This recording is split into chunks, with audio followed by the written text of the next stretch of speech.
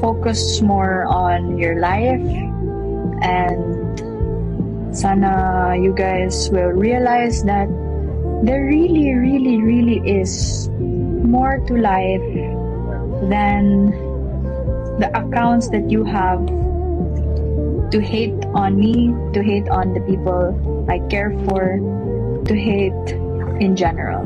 I feel like hating is so overrated. I feel like people just hate for fun, for no reason. And di na siya nakakatuwa, di na siya, I always say it naman, na parang, come on y'all, do not pity yourselves, do not engage, do not do any of that stuff if you think that wala ka namang maling ginawa. Therefore, you must just think wisely sometimes kung papatol ka ba o hindi, because kung papatol ka, you are only putting yourself at their level, which is not the level you want to be at. Do you want to be down there with the others? No, you don't. Therefore, you must not patol.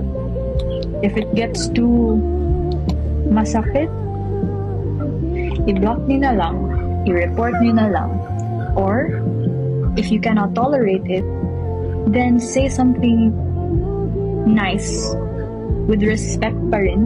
Kahit bash na comment yan, kill them with kindness. Wag kayong mag-fight back, but also throwing shade on them and who they're idolizing, kasi that will only add fuel to the fire. Kaya alam ko naman guys na hindi kayo mga low life 80-80. Kaya alam ko that you guys are also doing your best to be the best versions of yourself. Yun lang.